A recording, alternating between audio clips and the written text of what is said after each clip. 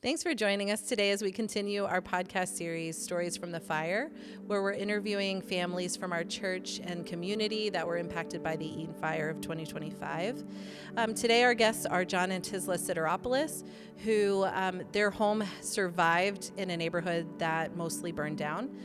So join us as we hear their story and find different ways that we can support and encourage and pray for them in this process. Well, hello, John and Tisla. It's an honor to have you on the podcast. We're going to just talk a little bit about your experience last year in the Eaton Fire.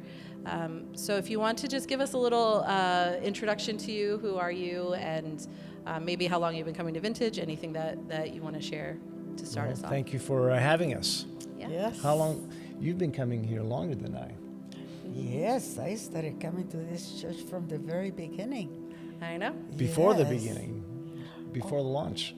Oh, yeah, you're right. Yeah. Yes. Oh, really? I didn't know Yeah, that. yeah, So, yeah. like all the nights that they did, here. Thursday Okay. nights. I Yes. couldn't make any of them because I was usually busy on Thursday nights. But Yes. So cool. yeah, Cool. we were invited by Shirley and Regis. Yeah. That's how we connected. Yeah. That's pretty cool.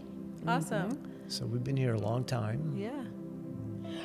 We've been living in Altadena for almost 32 years. Wow. And I remember when we moved here, John showed me different areas, and I fell in love with Altadena because it's so quiet, so intimate, everybody walking their dogs. I just loved it. Oh, that's so Yeah, it precious. just happens that the street that we live on is it's a major walking street. So Yeah. Yeah. And Tisla used to do a lot of gardening, and people, got to know her Yeah. and loved her work. Nice. Yeah. So let's jump into Let's to the get fire. to the dramatic part. Whatever you want to share, however that day or that week was, anything that stands out to you. I guess just walk us through that process that you guys went through. It was really scary because first the wind was so strong, and we couldn't get connected through our phone or anything, so we are just looking outside and see where the fire was coming. You couldn't really tell, but the wind was so strong, and so we finally decided to leave. Yeah. And I remember running through my house, and the only stuff that I took were the photo albums. Oh, good. And then later I'm thinking, so many important papers that I didn't think about at all. We didn't even, Yeah. yes. Actually, So, we had lost power and didn't have a signal, so I Yeah. went to make some phone calls. I went a few blocks south, and I parked, and I'm looking at the mountain, and that's when I realized it was a fire, and it was blowing towards Sierra Madre. And having lived there many years, there's been a few fires, but we've never had any problems. Yeah, everyone always says it never comes off the mountain. That's what I Never heard. comes off the Right. Oh, it mountain. never comes off the mountain. exactly. Actually, it's funny, when we moved here from Boston, in the first 2 years, we've experienced flooding, we've experienced fires, Yeah. riots, and earthquake. And Yes. we continue to stay. Yeah. Yes. 32 more years. 32 years. Earthquake. Anyway, so when I went back home, Tisla said, I've just gotten messages from our daughters that said, we need to evacuate. That's actually how we found out. We didn't get anything from the state, the county. No. Yeah. And my mother, who's 95 years old, is living with us. Wow. So you can imagine, and she wanted to take her stuff, and I'm trying to help her and Yeah. taking the photo albums. It was Yeah. something else. It's very much so.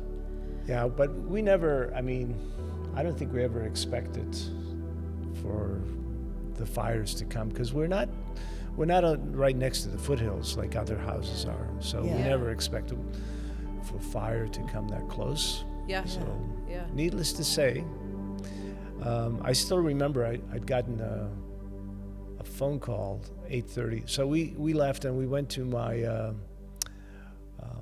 our daughter's house in Hollywood, West Hollywood. Okay. Yeah. Okay. For a night, and got a phone call from a friend who said, hey, we've just drove up Wednesday morning, the next morning, we drove up your street, and all the other houses around you are burnt, but yours is still up. Wow. And that was a wake-up call. That was literally a wake-up call. I couldn't believe it. I have to say something. We were offered to stay with people that we were not super close, Yeah. and people that we were closer to, but we got offers to stay with different people, and that tells you the kindness of people when you most need it. Yeah. Oh, yeah. The Yeah. generous. Yeah. Yeah, all of a sudden you find yourself, your circumstances completely change, Yes. and now you are in need.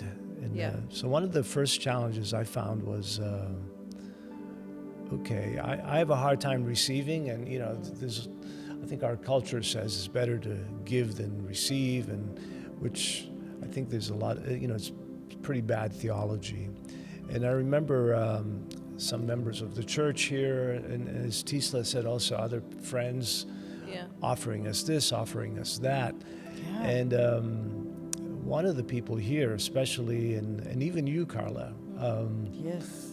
really kind of went out of your way to encourage us to receive. And I realized that there's still, it's an issue of unworthiness, that I believe, and God really pointed that out to me through this journey that we went through last year, that unworthiness is not of Him, and it's really saying no to God when He tries to explain to us what it means to be a son or a daughter, and that we are worthy of great things. Yeah. And oftentimes our unworthiness blocks us from receiving things from God. So I had to learn that lesson. And that was a bit humbling, and it was a tough lesson to learn, but we had a lot of opportunities to practice it. So Walk us through a little bit, like what did it, because it is a very different story, a surviving house and a house that burned down, and especially a surviving house on a street where a lot of the rest of the houses are not standing. So walk us through some of that process. What did it look for you like with cleaning? Like what are the ways that God had to like really say you need to receive, and this is like these are needs that you have? Well, I think it obviously made us think a lot about, well, why did our house not burn down?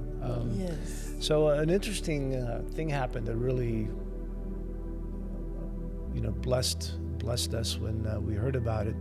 So one of the things that God has taught us is to pray, to invite God's angels to come and bring protection around us, around our property. So we've been trained to do that, and we've done that night. But the interesting thing was, I've gotten a phone call from my friend Cheryl Allen, the director of PIHOP, the Pasadena International House of Prayer, and she said, I woke up the night of the fire, and God put it in my heart to pray for your house and for some other houses. And then she said something that really was amazing. She said, God showed me that there were angels around your house protecting your house. And I said, whoa, that was amazing. And I did not tell her anything about how we specifically had prayed for that. So it was amazing. Yeah.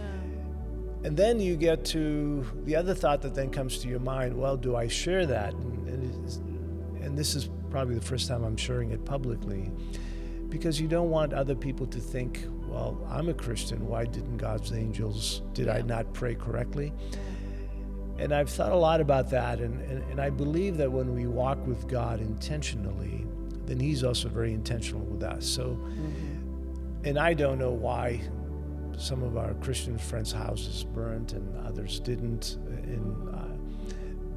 in many ways, unless God wants to share that with me, I'm not going to know. But part of my focus and Tisla's focus was to find out, well, why is it that God didn't allow our house to burn?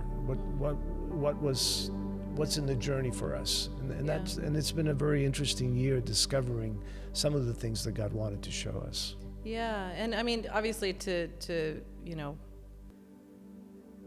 be okay with that tension sometimes. Like I think it's okay for us to not always have the answers, because I'm in a similar boat where my house did survive, but then I did have to walk through another whole process with that Completely and different, ended up yeah. losing it long term. So I think I think we don't know how God is being intentional with each person that has walked through that. And I think it's still okay to celebrate that your house, that there's this beautiful story of God protecting your home, and Cheryl seeing that. So I think that's really special too. And I don't want to belittle that, because that is a part of the story. And I'm reminded of something. You might remember this. We used to go to this church in Lexington back in Massachusetts. Yeah. And the pastor lost his young daughter to leukemia, I think. Oh, yes. And he shared something one Sunday. He said, it's not cool for people to come up to me and say, if it wasn't for God's grace, my daughter would have died too. Oh. I don't know if you remember that. Yeah. And he said, well, what does that mean? That Wow. I didn't have God's grace and you did? So Yeah. it made me really sensitive about what I share and how I share. About what God is doing in my life or what he's not doing in my life. Yes, But I think the focus is that we need to understand that he is intentional, because we give him permission to be intentional with us.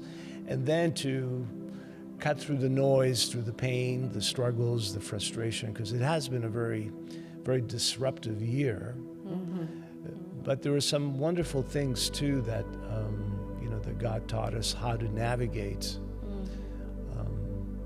And one of the things, for example, for me was that God he's placed me on this journey of learning to live out of the kingdom and not out of the world. Yeah.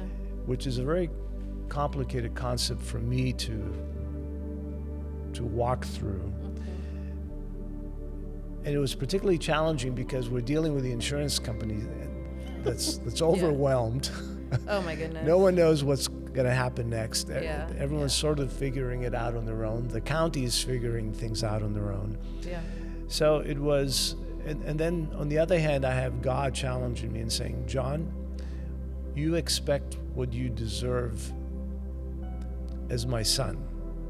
You don't expect what the world tells you to expect.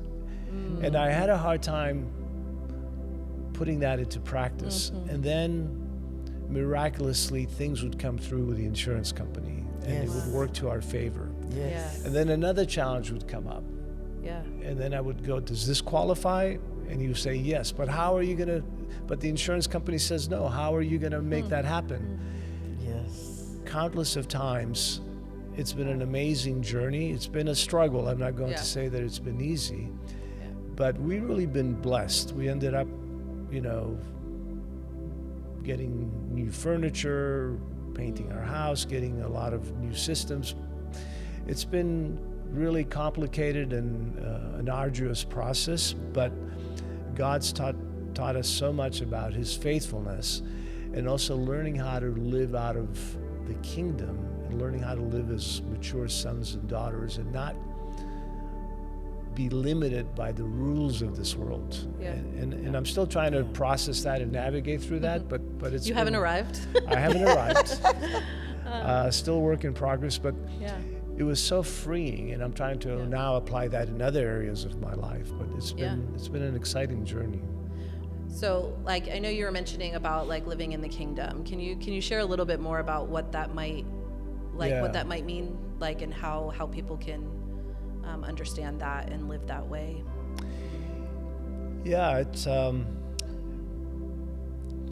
let's see. Well, I think the whole reason we're sent on earth is an opportunity to grow, to mature, and to learn how to manage the kingdom on the earth, right? So, and it's pretty clear in the Bible, even in the prayer that Jesus taught us how to pray.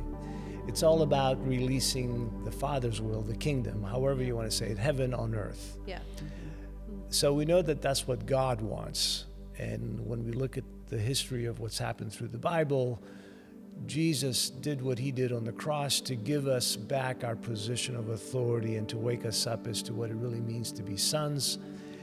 And then he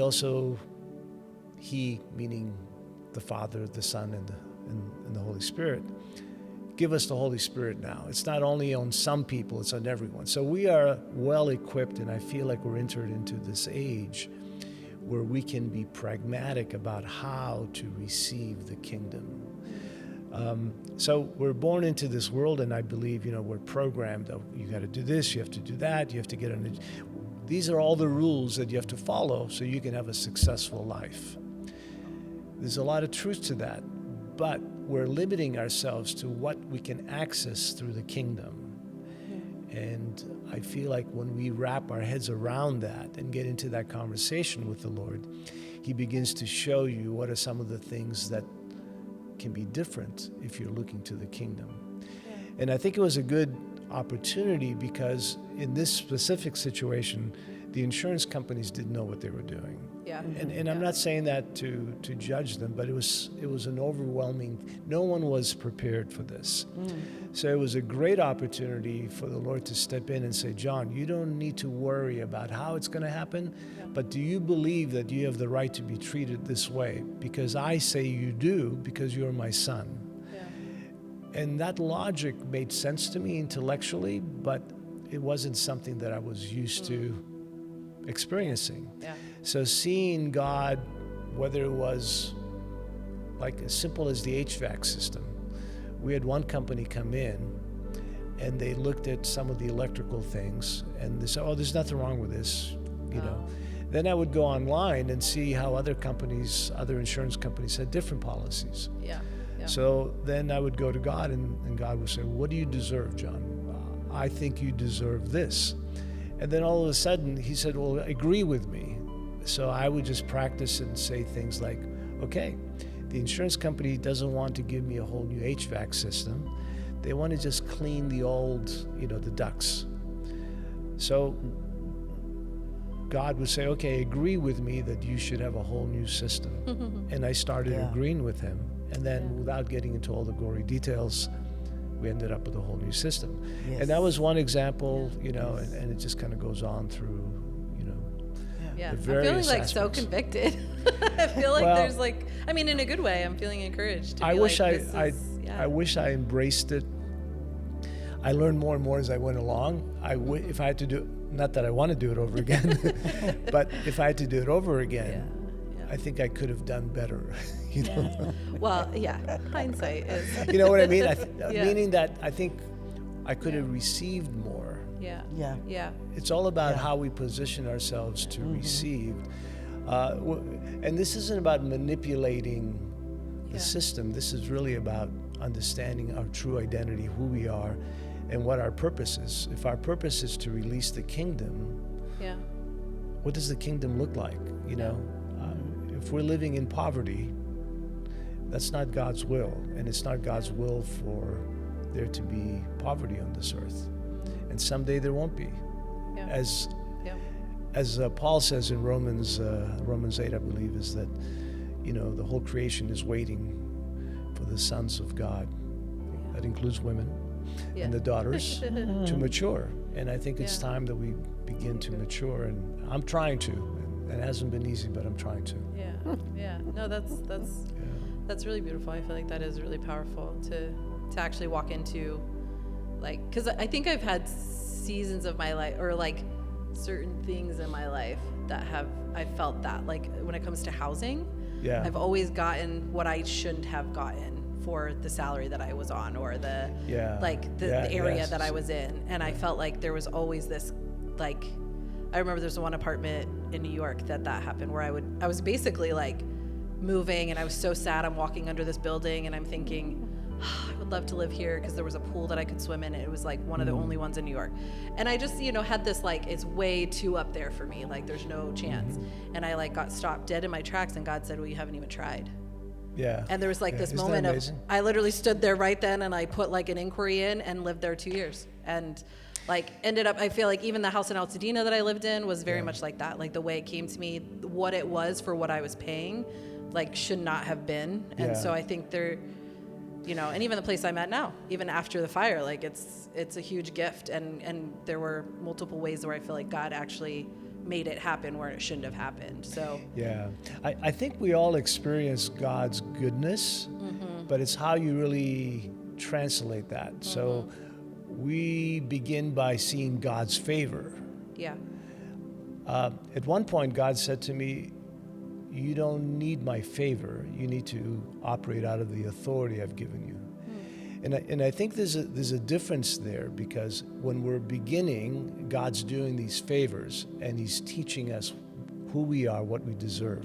But at some point, he wants us to understand that he's developed this system where we have to step up and be the receivers of the kingdom. And we have to do that with confidence and with the level of authority that he gives us. So he corrected the way I prayed and said, no, I don't want you to ask for a favor. I want you to use the authority, because I've given you permission, authority to release things. So now the challenge is, as I'm moving into a new chapter of my life, there are certain things in my life that he says, John, I don't want you to quit on this. For me, one of them is making films, the kind of films that I want to make. I've had some experience making some films in the past, but they weren't exactly what I wanted to make. But he's saying, now you're going to do it differently. You're going to do it the way I've taught you. And last year, dealing with the insurance company was a good training ground for you. Now use the same principles and move in this direction. So whether it's a challenge of a health issue or a career or whatever, I think God will keep bringing these opportunities for us to learn how to step into our identity and release things and receive things from him. Yeah, amen. How long were you guys displaced? Were you, because I think I remember every Sunday I would see you and How about now? I'd be like, okay, we're cleaning again. Or there was so many, I feel layers to it. In hindsight, we did it all wrong. Yes. We probably should have stayed away an entire year or so. Yeah. Yes. Okay. But we were eager to get back. So a good part of the year we were out. And when we moved, we still, in fact, we're still doing, now we're focusing mostly on the outside, doing stuff outside. How was that with your mom? So That's what I was going to say. yeah. 2 days after the fire, I had to take her to my sister's Okay. in North Carolina. So we flew to North Carolina, and I stayed there for about 4 days and came right back because I thought, what am I doing here? I mean, I need to be back. And my poor mother stayed over there for, 7 months. And that was the other thing, that we need to rush to go get her. Yeah. Because I had promised my sister she was going to stay with me, and she was expecting to get back right away. Oh, man. But then she had to wait 7 months to get back. All these delays. Yeah. Oh, I we can finally imagine. got her in September. Okay. Yeah, around there. Yeah. Wow. Back and, Yeah, but definitely with I'm assuming with her health, that is a so that was another challenge. Yes. Actually, it was a challenge we realized after, when we moved out that night, that, okay, this isn't going to be a quick fix. Yeah. And we wanted to go to the house to get more stuff for her so Tisla can take her to North Carolina. And we had to talk one of the sheriffs into allowing us. Oh, yeah. yes. They blocked you couldn't get in. Yeah, no, I'm probably similar. Obviously the National Guard was there at some point. Yeah. I tried to get, which in hindsight I realized I wouldn't have wanted to feed that to my dog anyway, but I wanted to get a bag of dog food that I had left. And I was like, can I just get in? And they're like, they didn't. So I think that was also the grace of God, because I should not have fed him. It was fully open. Oh, boy. I was like, I'm really glad that I did, because at that point Yeah. I didn't know that it was gonna, be toxic like that. I probably would have seen once I got into the house and You would have saw figured it out. the ash and stuff. I'd be like, no, I don't think I need to. It doesn't look take too this. good. Yeah. But yeah, that's okay. So you were out for probably the 3 weeks, right, or so before you could get back in. We You snuck in. we snuck in. Yeah, actually, it was a great father-daughter moment. Yeah. My youngest, we found one of the, it was blocked on New York Drive. Yeah. You couldn't go north. We found this house we found this woman going through this house. She was actually taking food to her husband that lived on the street behind New York, just north of New York. Yeah.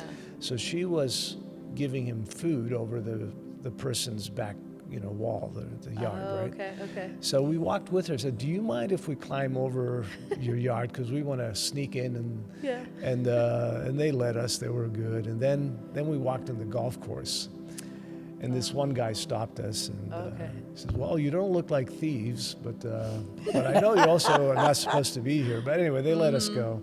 Yeah. We ended up having to do it twice because the first time we went up, I was concerned about our plants and stuff.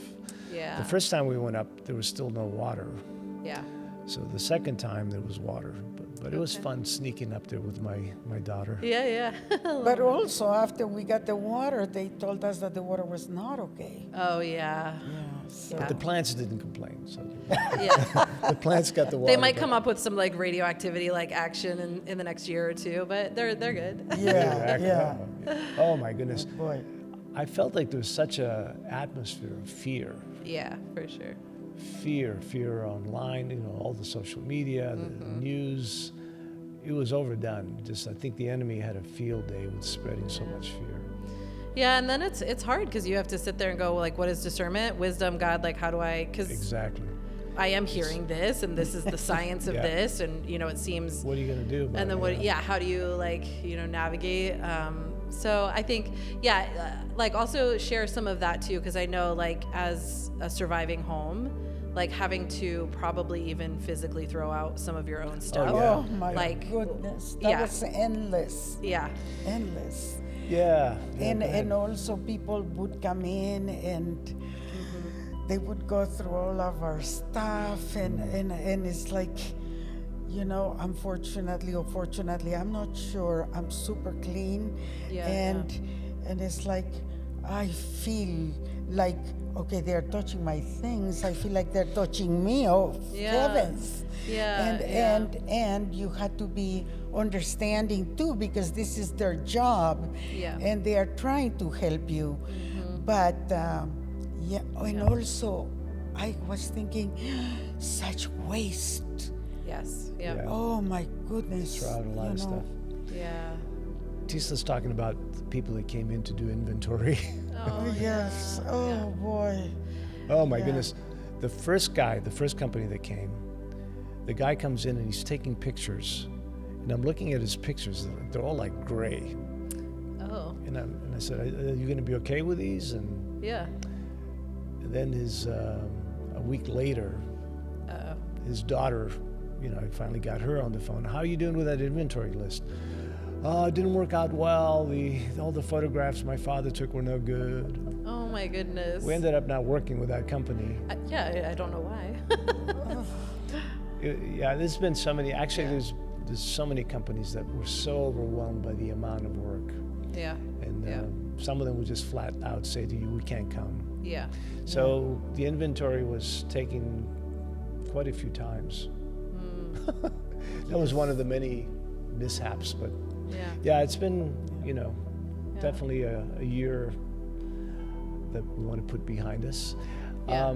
The challenge for us now is we're still there.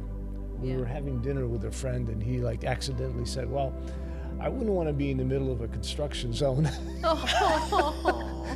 And that's what we are in. And we have construction everywhere. Everywhere. Which is good. We've been, Yeah. we've been trying to encourage our neighbors that are building. There's a lot of houses going up, which is nice. Yeah. Do you have a lot of your neighbors that are rebuilding around? Yeah. And will Yes. it feel? Because I know will it feel like the same neighborhood in some ways? Like I know I think it'll so. be different. Some of them are. Some of them are Yeah. building the same styles. Okay. Others are building something bigger and Yeah. more ADUs coming Yeah. up in the neighborhood. Yeah. Which It's was. going to be good. Yeah. I don't think it's going to change that much. Okay. Yeah. But He's hoping. I'm hoping. Yeah. For sure. I think there's definitely change, so we have to learn to deal with it. Yeah. So we're sort of bracing ourselves with all the construction. Yeah, I was gonna say. So is that because one of the questions that I know for the church, like, how can we walk through this with you, but also how can we be praying for you in this season? So what is a specific, where are you now?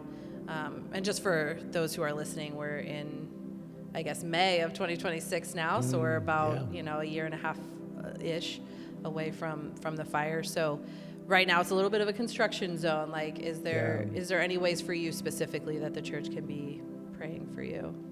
Well, that'd be nice. I think patience and endurance is the big thing, because there is no shortcut to what's next. It's gonna take a couple of years of construction. Yeah. We still have, plenty of things to deal with the insurance company. Yeah. And that, it's like, honestly, some of the stuff I just put away for a while, but I need to get back into it. Yeah. And the other thing is there needs to now be a balance, because I feel like last year it was a major distraction from the things that I felt God was putting on my heart. Mm-hmm. So this year it's been hard to ramp up. So just, prayer that God will give me the motivation, the energy to keep moving and to keep things in balance. Yeah, we do need to deal with the insurance company, but there's a lot of other things that we need to get back. Yeah, it's kind of like it's a full-time job, like you didn't ask for, and you're not getting paid for, and you're having to donate so much energy. I would say even just brain energy, like, to it. So time. Totally understand that. I'm very much affected by my environment. So being out of the house and then coming to the house and it's not done, it's hard for me to stop everything. Oh, now I'm going to do this other job. So it's been a major distraction, but getting back into the shift of doing things that we're supposed to be doing. Yeah. The other thing is, I was thinking we really need to pray for the people that didn't have insurance or had different situations that are so much harder than ours, for example. My heart breaks for them. Yeah, that's difficult. Yeah, I think there's, even though our journey with the insurance company has been more complicated, I think if we had lost everything, just the emotional strain of that is... It's just so I feel much bad harder, for people that have gone through that, Was there anything, I know, that I kind of asked just if you're comfortable sharing, but anything that you wish you would have taken that you lost, or that, I know you said you took some photo booths to me earlier, but is there anything that you kind of look back and say, hey, if we did this again, this is what we would have, you always have that question, and what would you grab in the moment? And a good friend actually told me, Tisla, you need to have this plastic little bin with all of your important papers just to pick up and go. And be more practical like that instead of, having having them in furniture and then you go, oh my goodness, how am I going to take everything? Well, at the time I didn't even think. I'm on the phone with my mom. I'm like, what do I take? And she's like, I don't know. We're screaming at each other. I'm like, I should know. It's just it's not something you want to prepare for, but but helpful. But it's best to have a plan. You have to. And another thing that I was thinking is the way it's changed my ways now. I used to think my closet was very small in my bedroom. And now I think, oh, it's big. I don't want to fill it up with stuff. And that I usually don't even use. So I think it's changed the way I see things now. Do you find that you're having a hard time connecting to things in the same way? Buying new furniture, how does your house feel to you? Does it still feel like home, or are you still kind of wrestling with that a little bit? It's a challenge. I feel like some stuff we rush to get. We wish we waited. Other things that we bought something that was supposed to have arrived already, and we found out that it wasn't processed, so we had to reorder it. So we have to wait 3 more months again? So part of the challenge is that your house is not quite the same. But on the other hand, our oldest daughter is an interior designer, so she helped Oh, cool. organize some of the space much better than it was before. So Yeah. again, through the pain came some good things. So Yeah. Oh, yeah. we're Fun. grateful. Love that. Yeah. Yeah.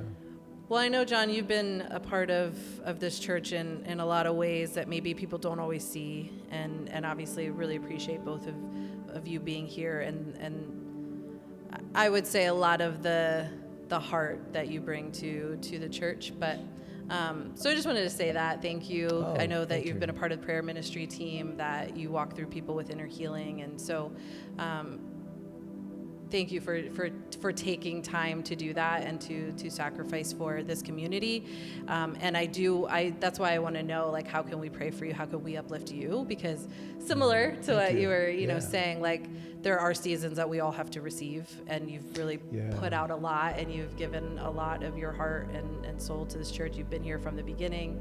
Like, so yeah, just wanted to say that here so that people know, and they say, hey, like, this is someone who we can trust. They've been praying and believing for this church and for a lot of the people in the church. And so, yeah, thank you. Our pleasure, and thank you. It was always nice seeing you here. Instrumental. Yeah. And it was love you guys. It was kind of, sorry that you were part of it, but it was kind of nice that you were connected to the events that we've all experienced. Camaraderie. There was a connection. Yeah. There was something really special about, like, seeing you guys on a Sunday and just knowing, like, you're going through a very similar thing that I am going through, and like, I don't have to like. So I do appreciate that, and some of that I even miss. Like, there's moments that I really miss some of those, the hugs after, where it's like just like there's something so deep about walking through something with someone. But it creates bonds with people, and it's been a pleasure being here, and we felt really supported by the church. Yeah, Yes. That was really welcoming. Yes. Even I think, when Tisla left that week to take her mother to North Carolina, I think I went and got like a dental floss. That's what it was. I went downstairs to get some dental floss. Oh, good. I mean, the little things like that, No, it does matter. But I received more than dental floss from the church. The church has been I'm really so glad we could supportive. help you Thank with dental floss. But I cannot forget the dental floss. Thank you. But I have to say something. One of the things that I love about this church are the people. Yeah. Oh my goodness, I just love the people. Yeah.